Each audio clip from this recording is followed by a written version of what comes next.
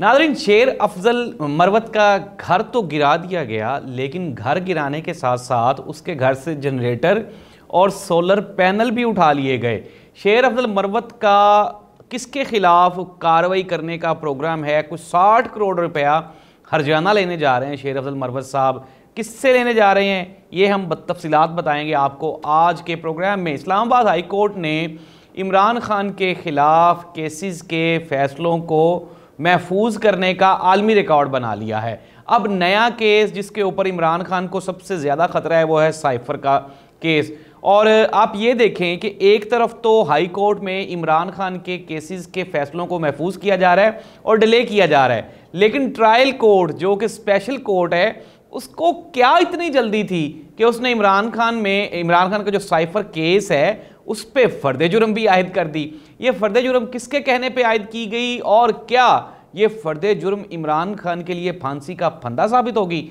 इसकी तफसीलात भी बताएंगे हम आपको आज के प्रोग्राम में। तो प्रोग्राम का आगाज़ करते हैं सबसे पहले शेर अफजल मरवत की गुज़श्ता दिनों नून लीग के अफनान उल्लाह साहब के साथ एक प्रोग्राम में हाथापाई हो गई। अब जावेद चौधरी साहब का प्रोग्राम वो मशहूर है, एक मरतबा आपको याद होगा फिरदौस आशिक आवान ने भी उसमें एक घसुंजड़ दिया था। तो अब की बार नून लीग और पीटीआई आमने सामने थी और फिर हमने देखा कि अफनानुल्लाह ने और शेर अफजल मरवत ने एक दूसरे को खूब रेसलिंग की, फ्री स्टाइल रेसलिंग में एक दूसरे को मारा। फिर उसके बाद एक सर्द जंग शुरू हो गई, जिसके बाद इस्लामाबाद में शेर अफजल मरवत का जो फार्म हाउस है, उसका घर है, उसके ऊपर आरडीए की जानिब से क्रैकडाउन किया गया और उसकी दीवारें गिरा दी गईं। आज शेर अफजल मरवत ने मीडिया से गुफ्तगू करते हुए कहा कि वो 10 करोड़ रुपए हर्जाना तावान और 50 करोड़ रुपए हर्जाने का दावा आरडीए और डीएसपी इस्लामाबाद के खिलाफ करने के लिए जा रहे हैं। उन्होंने मीडिया से गुफ्तगू करते हुए कहा कि जब इन्होंने मेरे घर ऑपरेशन किया तो मेरे घर जनरेटर और सोलर पैनल भी ये उतार कर ले गए। नाज़रीन, किस कदर अफसोसनाक अलमिया है ये हमारी सियासत का। और हमारे आप ब्यूरोक्रेट्स को देख लें, इनकी भूख पता नहीं ख़त्म ही नहीं होती, या फिर ये बेचारे इस कदर मजबूर हैं, ये सियासी क्या उसे कहते हैं, सरकारी नहीं बल्कि ये सियासी मुलाजिमीन हैं। आप एक पार्टी के कहने पे अपने तमाम तरह अपनी ड्यूटीज़, अपनी एसओपीज़ आप भूल जाते हैं और आप अपने आप को डायरेक्ट एक ख़ानदान का नौकर महसूस करना शुरू कर देते हैं और फिर आप उसकी हुक्म करने के लिए, उसके हुक्म की तकमील करने के लिए आप हर हद से गुजर जाते हैं। और शेर अफजल मरवत के घर से सोलर पैनल और जनरेटर का उठा लिया जाना क्या कहा जा सकता है, काबिल अफसोस ही है। लेकिन ये कोई बड़ा नुकसान नहीं है, ज़री सी बात है। जिस तरह से नून लीग के लोगों के साथ, सपोर्टर्स और वोटर्स के साथ जो कुछ कर रही है निगरान हुकूमत, प्लस निगरान हुकूमत के पीछे जो बैठे हुए साहिब हैं या खातून हैं, वो जिस तरह से ये सारा सिलसिला चला रहे हैं, तो उसके आगे तो ये शेर अफजल मरवत वाला केस वैसे ही बिल्कुल ज़ीरो लगता है। लेकिन नाज़रीन, शेर अफजल मरवत चूँकि वकील हैं, उन्होंने कहा कि अब मैं डीएसपी और आरडीए को जब कोर्ट में लेकर आऊँगा तो मैं इनसे पैसे भी वसूल करूँगा। फिर उन्होंने दूसरी तरफ ये भी कहा कि मैं अपना घर तो दोबारा बना लूँगा, लेकिन इनसे मैं ये हर्जाना और जुर्माना ये मैं ज़रूर लेके छोड़ूंगा। और वैसे भी जाहिर सी बात है नाज़रीन, इस मुल्क में अगर आप बाइख्तियार हैं और आपकी अगर बात सुनी जाती है तो फिर आप नून लीग वालों को चपेड़ें भी मार सकते हैं और फिर आप उनको कोर्ट में भी लेके जा सकते हैं। लेकिन फ़िलहाल शेर अफजल मरवत आरडीए और डीएसपी दोनों को कोर्ट लेके जा रहा है और उनके खिलाफ उसने हर्जाने का दावा दायर कर दिया है। तो नाज़रीन, ये तो है पाकिस्तान तहरीक इंसाफ के सपोर्टर्स की ताज़ा तरीन सूरत हाल। एक खातून जज ने एक जिना हाउस हमले वाले केस में एक खातून की ज़मानत एक मरतबा फिर एक्सेप्ट कर ली है। तो डिफेंडर जो था, हमारे जो वकील साहब थे, सरकारी वकील थे, उन्होंने कहा जी कि आप इन खातून की ज़मानत नहीं ले सकती। जज से कहा, उन्होंने पूछा जी क्यों नहीं ले सकती? उन्होंने कहा जी कि ये डंडा लेके फिरती रही हैं जिना हाउस पे हमला के दौरान।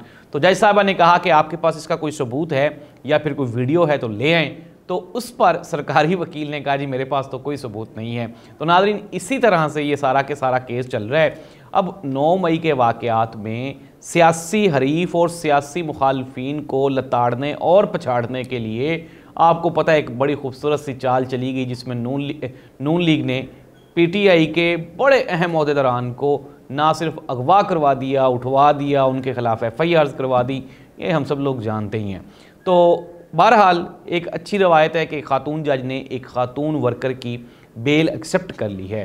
तो अगर हम आए आज की बड़ी खबर की तरफ, तो वो है कि इमरान खान के ऊपर सीक्रेट एक्ट के तहत वो जो स्पेशल कोर्ट है उसने फ़र्द जुर्म आयद कर दिया है साइफर वाले केस में।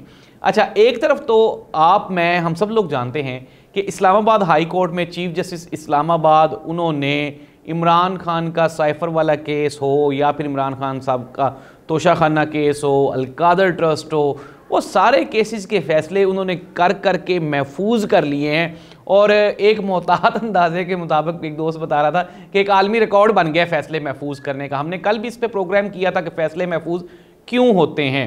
लेकिन नाज़रीन, अब इंतज़ार इस बात का किया जा रहा है कि इमरान खान के ऊपर काफ़ी सारे केसेस के फ़ैसले इकट्ठे करके बहुत ज़्यादा प्रेशर डाल दिया जाए और फिर इमरान खान के साथ कोई इनके मुफाद की, यानी कि इस साइड की कोई डील की जाए। और डील का मकसद वही है कि इमरान खान को मजबूर करना कि वो पाकिस्तान छोड़ के बाहर चले जाएं। लेकिन इमरान खान का जवाब ये पूरी पाकिस्तानी कौम बाखूबी जानती है, आगाह। जिस तरह से उनकी बहन अलीमा खान ने इमरान खान से मिलने के बाद कहा कि ये नहीं टूटेगा, अब तो अवाम को चाहिए कि अवाम निकल आए। तो नाज़रीन, बिल्कुल ऐसे ही है, इमरान खान बिल्कुल भी नहीं टूट रहा, ना ही इमरान खान का कोई प्लान है फ्यूचर में कि वो अपने स्टांस से या अपने पॉइंट से आगे पीछे होंगे।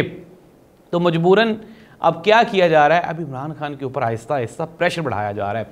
अच्छा, खैर, सीक्रेट एक्ट के तहत इमरान खान में साइफर का जो केस है उस पर फ़र्द जुर्म आयद कर दी स्पेशल कोर्ट ने।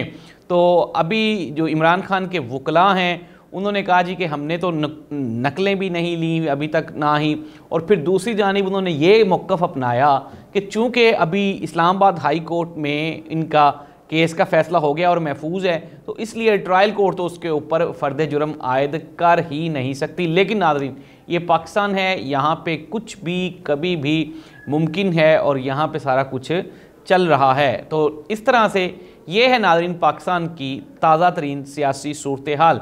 अच्छा, एक इशू क्रिएट हो रहा है और वो भी ऐड कर लेते हैं हम प्रोग्राम में कि फ़लस्तीन के, चूँकि हमास ने इसराइल के ऊपर अटैक कर दिया है और अब मामला ज़्यादा तशवीशनाक हो गया इसराइल वाला ना। अब ऐसी सूरत हाल में इसराइल को एक्सेप्ट करने की जो तैयारियां की जा रही थी, अब वो डिले हो जाएंगी। अब ऐसी सूरत हाल में मियां नवाज शरीफ साहब को भी नुकसान होगा, क्योंकि नवाज शरीफ साहब को वापस लाने का एक मकसद ये भी था कि इसराइल को तस्लीम किया जाना। चूँकि अब पाकिस्तानी, आपको पता है कि इन चीज़ों को लेके, इस्लाम को लेके, मज़हब को लेके, और होना भी चाहिए, जाहिर सी बात है, हमारे मुसलमान भाई हैं फ़लस्तीनी। तो इस तरह से अब चूँकि अवाम गुस्से में है, तो अब इसराइल को वक्ती तौर पे हमारी हुकूमत एक्सेप्ट नहीं कर सकती, क्योंकि प्रेशर बहुत ज़्यादा बढ़ चुका है फ़लस्तीन में। चूँकि हालात ख़राब हैं, इसलिए अब मामलात उस तरह से तय नहीं होंगे। तो मियां नवाज शरीफ साहब का पाकिस्तान आना अब मज़ीद डिले होता हुआ दिखाई दे रहा है, क्योंकि मेन जो मकसद था ना, जो डील का लुब्बे लबाब था, जिस पे पूरी की पूरी इन्वेस्टमेंट की जा रही थी, उसका एक टॉपिक इसराइल को तस्लीम करना भी था। चूँकि हमने देखा भी कि पिछली गवर्नमेंट में काफ़ी सारी एक्टिविटीज़ ऐसी की गई जिससे ये ज़ाहिर हो रहा था कि पीडीएम गवर्नमेंट इसराइल को तस्लीम कर लेगी। एक दोस्त से मुलाकात हुई तो उन्होंने कहा जी कि वो तो इसराइल तो इमरान खान तस्लीम कर रहा था, इमरान खान ने इसके ऊपर अपना वाज़े मौक़िफ़ दे दिया है। और एक अरबी सहाफ़ी ने लिखा कि आज फ़लस्तीन को इमरान खान जैसे नडर लीडर की ज़रूरत है, जो कि आए मैदान में और एक दबंग और बेबाक बयान दे सके। और पाकिस्तान की गवर्नमेंट ने एक होम्योपैथिक सा बयान दिया है, उसमें सदर आरिफ अलवी साहब ने भी होम्योपैथी की बयान दिया है, और दूसरी जानिब हमारे वज़ीर साहब का भी बयान।